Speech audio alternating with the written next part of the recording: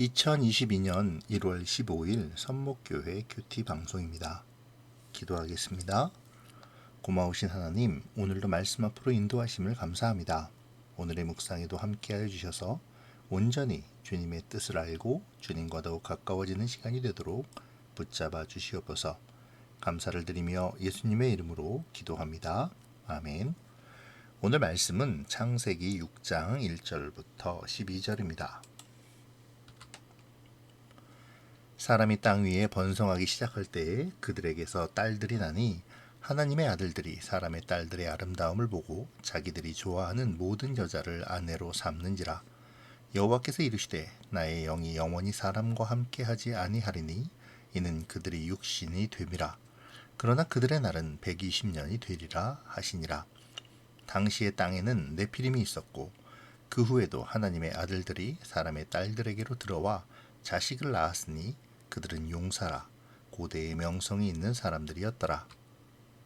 여호와께서 사람의 죄악이 세상에 가득함과 그의 마음으로 생각하는 모든 계획이 항상 악할 뿐임을 보시고 땅 위에 사람 지으셨음을 한탄하사 마음에 근심하시고 이르시되 내가 창조한 사람을 내가 지면에서 쓸어버리되 사람으로부터 가축과 기는 것과 공중의 새까지 그리하리니 이는 내가 그것들을 지었음을 한탄함이니라 하시니라. 그러나 노아는 여호와께 은혜를 입었더라.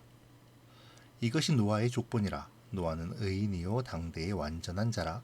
그는 하나님과 동행하였으며 세 아들을 낳았으니 셈과 함과 야벳이라. 그때에 온 땅이 하나님 앞에 부패하여 포악함이 땅에 가득한지라.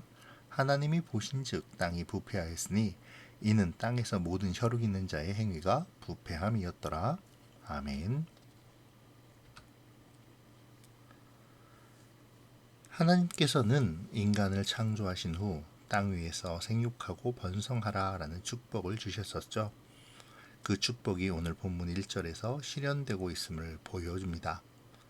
사람이 범죄하여 하나님의 동산에서 쫓겨나고 또 많은 사람들이 악을 행함에도 하나님은 그들이 번성하는 것을 막지 않으셨죠. 그런데 안타깝게도 이 번성함이 하나님이 보시기에 좋은 방향만은 아닙니다. 사람은 이미 타락했고 죄가 그 안에 들어와 있기 때문이죠. 하나님의 아들들, 곧 셋의 후손들이 믿음의 계보를 버리고 사람의 딸들로 묘사되는 가인의 후손들에게 눈길을 돌립니다. 그 이유를 오늘 말씀은 그녀들의 아름다움 때문이라고 말하는데요. 성경은 노골적으로 하나님의 아들들이 범죄하고 세상의 죄가 관영하게 되는 과정을 바로 이 사람의 딸의 아름다움을 보고 그녀들과 결혼했기 때문이라고 밝히고 있습니다. 이는 창세기 3장에서의 하와의 범죄, 곧 죄가 사람에게 들어오게 된 과정과 같다는 것을 말해주는 것이죠. 당시의 하와의 범죄의 과정은 보고, 좋아하고 취하였었습니다. 마찬가지로 오늘 본문에서도 하나님의 아들들이 사람의 딸들의 아름다움을 보고 좋아하여 아내로 삼죠. 하와의 범죄의 패턴을 그대로 따르고 있는 것입니다. 그렇게 하나님의 거룩한 계보를 이어가던 셋의 자손들이 죄악 가운데로 빠져들었습니다. 4장과 5장의 기록으로 구분되었던 셋의 자손들과 가인의 자손들이 피를 섞으며 함께 타락의 길로 가고 있는 것이죠. 여기에 하나님은 하나님의 영이 다시는 사람과 함께 하지 않으시겠다고 선언하십니다. 그것은 사람이 육신이 되었기 때문인데요. 여기서 육신은 그냥 몸, 육체가 아니라 죄로 말미암아 사악하게 된 육신을 의미하죠. 그러니까 죄를 짓는 사악한 육체가 된 사람들과 하나님의 영이 더 이상 함께하지 않으시겠다라는 선언입니다. 하지만 그럼에도 하나님은 사람에게 기회를 주시죠.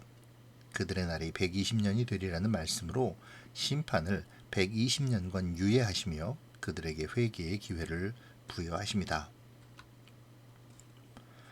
그럼에도 사람들은 회개하지 않죠. 돌이키지 않습니다. 4절은 이것에 대한 고발이죠. 당시에는 네피림이라는 거인이 있었는데요. 이 네피림이라는 단어는 후에 민수기 13장 33절에도 나오게 되죠. 가나안 땅을 탐지하고 돌아온 정탐꾼들이 가나안 땅의 족속들의 모습을 묘사할 때 사용하였습니다. 그렇다면 이 네피림은 어떤 초자연적인 존재가 아니라 거대한 신체를 지닌 포악한 사람들을 의미한다고 볼 수 있죠. 성경은 하나님의 아들들과 사람의 딸들이 결혼하여 낳은 자식이 용사가 되었다라고 말하므로 네피림과 같은 침략자요 약탈자들이 하나님의 아들들과 사람의 딸들의 결합으로 말미암아 생겨났음을 고발하죠. 결국 하나님의 아들들과 사람의 딸들의 결혼은 죄악이 세상에 가득 차게 되고 또 생각하는 모든 계획이 악하게 되었음을 의미합니다. 하나님의 은혜의 기회를 그들은 아랑곳하지 않고 죄를 행하는 모습으로 배반하고 있는 것이죠. 실로 타락한 인간의 본성이 죄악뿐임을 그대로 드러내고 있는 것입니다. 이어지는 5절은 이러한 상황을 적나라하게 나타내고 있죠. 그들은 생각하는 모든 것이 악함 뿐이었습니다. 그러므로 죄악이 세상에 가득하게 되었죠. 회개의 기회를 부여받고도 회개하는 것보다 계속 악을 행하는 그들을 보며 하나님은 한탄하시고 근심하십니다. 사람을 창조하시고 심히 기뻐하신 것과는 대조되는 상황인 것이죠. 왜 하나님의 기쁨이 하나님의 근심이 되었을까요? 결국 하나님은 창조한 사람을 지면에서 쓸어버리시겠다고 선언하십니다. 사람뿐만 아니라 가축과 기는 것과 공중의 새까지 다 멸하시겠다고 하시죠. 인간의 죄책으로 말미암아 자연까지 하나님의 심판의 대상이 되고 있습니다. 이것은 자연계에 대한 인간의 주권이 있기 때문입니다. 하나님께서 사람에게 땅을 다스릴 권세를 주셨기에 인간의 죄로 말미암아 자연까지도 심판을 받게 된 것이죠. 그 순간 여호와의 눈에 한 사람이 들어옵니다. 노아죠. 여호와께라는 말은 직역하면 여호와의 눈에라는 의미입니다. 여호와의 눈에 노아가 들어가고 노아는 하나님께 은혜를 입게 되었습니다. 그 이유를 9절은 노아가 의인이자 당대의 완전한 자요 하나님과 동행했기 때문이라고 말합니다. 여기에서의 방점은 하나님과 동행했다라는 것이죠. 이미 우리는 하나님과 동행하는 자가 받는 은혜를 어제 묵상한 5장 24절의 에녹의 예를 통해 알고 있습니다. 노아는 에녹처럼 하나님과 동행했습니다. 하나님의 율례를 지키고 하나님의 뜻대로 하나님과 교제하며 살았다는 것이죠. 그렇기에 그는 의인이자 당대의 완전한 자가 된 것입니다. 마치 바울이 주장한 이신층의의 교리처럼 말이죠. 그가 하나님을 믿음으로 하나님께서 그를 바라보시고 그를 의인이라 인정하시며 그에게 은혜를 베풀어 주신 것입니다. 이러한 것은 아브라함에게서도 나타나죠. 창세기 15장 6절에서 아브라함이 여호와를 믿으니 여호와께서 이를 그의 의로 여기시고 라고 기록되어 있는데요. 아브라함의 의가 하나님을 믿음으로 하나님께서 부여하셨음을 밝히고 있는 것이죠. 그렇습니다. 하나님의 은혜는 믿음으로부터 출발합니다. 노아를 눈에 두시고 노아에게 은혜를 베푸시는 하나님은 노아에게 세 아들을 허락하십니다. 이들은 멸망당한 세상에서 다시 인류의 역사를 이어갈 하나님의 약속들이기도 하죠. 하나님이 노아에게 베푸신 은혜는 단순히 멸망 가운데서 생명을 보존하는 데 있지 않습니다. 더 위대하고 놀라운 계획을 하나님은 노아를 통해 갖고 계시죠.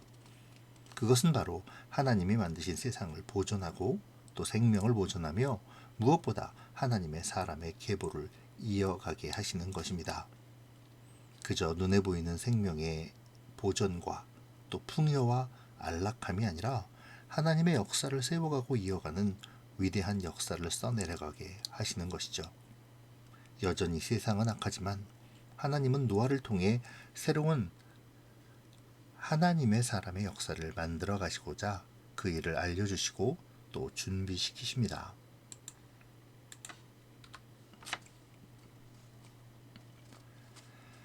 오늘 본문의 시작은 사람이 땅 위에 번성하였다로 시작하죠. 하나님께서 사람에게 주신 생육하고 번성하라의 약속이 실현되고 있는 것입니다. 사람의 타락하고 또 죄성이 있음에도 하나님께서는 그들을 번성하게 하시죠. 신실하신 하나님은 인간의 타락에도 불구하고 하나님의 약속을 지켜가시는 것입니다. 그러나 인간은 그 모든 번영이 하나님이 아닌 자신들의 힘과 능력으로 되었다고 착각하죠. 심지어 하나님의 아들들, 아벨 대신 주신 셋의 후손들, 곧 약속의 거룩한 계보의 사람들마저도 사람의 딸들의 아름다움에 취해 그들과 결혼하여 자녀를 낳고, 또 그러한 자녀들은 네피림과 같은 폭력적이고 잔혹한 용사들이 되어 세상에 넘쳐나게 됩니다. 하와가 저질렀던 보고 욕망을 갖고 저지르는 죄의 패턴을 그대로 답습하며 세상을 힘의 논리와 욕망의 노예로 전락시키고 말죠. 그렇게 점점 세상은 악한 생각들로 말미암은 죄악이 가득하게 됩니다. 하나님이 근심하시고 한탄하실 정도로 말이죠. 빌리 그레이엄 목사님은 1980년대에 타락해가는 미국 사회에게 만약 하나님이 미국을 심판하지 않으신다면 소돔과 고모라에 대하여 사과하셔야 한다라는 말로 미국의 죄악을 강하게 비판했습니다. 그렇다면 한국은 안전할까요? 우리는 어떨까요? 오늘 본문에서의 하나님의 근심과 한탄에서 우리는 자유로울 수 있습니까? 우리 역시 힘의 논리에 굴복하고 돈과 재물, 명예와 안락함을 위해 신앙을 저버리고 있지 않다고 자신 있게 말할 수 있는지요? 하나님을 떠난 번영은 아무런 값어치가 없다고 우리는 고백합니다. 수많은 묵상을 통해, 설교를 통해, 신앙의 도서를 통해 우리의 신앙의 시간의 대부분을 알고 믿고 고백하죠. 하지만 정말 그렇습니까? 하와의 범죄의 패턴을 그대로 답습하는 오늘의 본문의 사람들처럼 120년의 유예기간이 주어지고 회개하고 돌이키기를 바라시는 하나님의 은혜의 시간 속에서도 보고 좋아하고 취하는 죄의 공식을 따르는 저들처럼 우리 역시 수많은 묵상의 시간과 말씀의 경고에도 여전히 우리의 욕망에 보기 좋은 것을 좋아하며 헛된 것들을 취하려 노력하는 삶을 살고 있지는 않습니까? 하나님 없는 번영이 헛되고 헛된 뿐임을, 힘의 논리와 물질과 욕망을 따라 사는 삶은 겉은 화려해 보이지만 하나님의 한탄과 근심의 대상이 됨을, 결국 멸망의 심판이 따라옴을 반드시 기억하는 우리가 되어야겠습니다. 이 시간 말씀의 묵상을 통해 나에게 아름답고 좋아하여 아내로 삼고 싶은 사람의 딸은 무엇인지 생각해 봅시다. 그리고 그것을 어떻게 이겨낼 것인가를 함께 묵상하는 이 시간이 되기를 바랍니다. 아름답고 좋아할 만하여 취하고 싶은 세상의 유혹에서 이길 수 있는 방법을 오늘 본문은 노아를 통해 알려줍니다. 그것은 바로 하나님과 동행하는 것이죠. 하나님과 동행한다는 것의 원래 의미는 하나님과 동산을 걷다입니다. 하나님과 동산을 함께 걸으면서 이야기하듯 하나님과 깊은 교제를 나눈다는 것이죠. 오늘 본문은 이렇게 노아가 하나님과 깊은 교제를 나누며 하나님을 신뢰하였기에 그가 의인이자 당대의 완전한 자라고 말합니다. 하나님의 눈에 들어 자신뿐 아니라 하나님의 창조 질서를 보존하고 세상을 지키는 자가 된 것이죠. 오늘 본문의 방점이 여기에 있습니다. 어두워져가는 세상에서 세상에 굴복하여 세상과 함께 멸망의 길로 가는 것이 아니라 하나님과 교제하고 동행함으로 하나님의 은혜를 입어 생명을 지키고 하나님의 창조 질서를 회복하는 것, 이것이 바로 하나님의 사람의 사명이라고 말해주는 것이죠. 오늘 묵상을 통해 이러한 믿음이 우리에게 있기를 소망하면 좋겠습니다. 하나님을 믿고 따르며 순종함으로 하나님의 역사에 사용되어져 하나님께서 원하시는 세상을 지키고 이루는 은혜 입은 자가 되기를, 그 은혜 속에 충만히 거하기를 기도하는 오늘의 묵상이 되기를 바랍니다.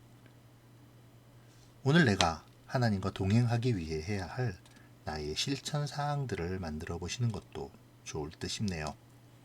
기도하겠습니다. 참 좋으신 우리 하나님, 오늘도 말씀으로 이끄시니 감사합니다. 멸망으로 치닫는 세상 속에서 노아를 바라보시고 은혜를 베푸시며 또한 노아를 통해 세상을 보존시키시고 하나님의 거룩한 계보를 이어가심을 바라보았습니다. 주님, 말씀을 묵상하며 죄의 패턴에 내가 함몰되어 멸망되어질 존재들에 섞여 나도 모르게 멸망의 길에 서지 않게 도와주시고 하나님의 은혜를 힘입어 주님과 동행하며 하나님의 생명의 계보를 이어가는 사명을 감당하는 자가 되게 하여 주시옵소서. 감사를 드리며 예수님의 이름으로 기도합니다. 아멘.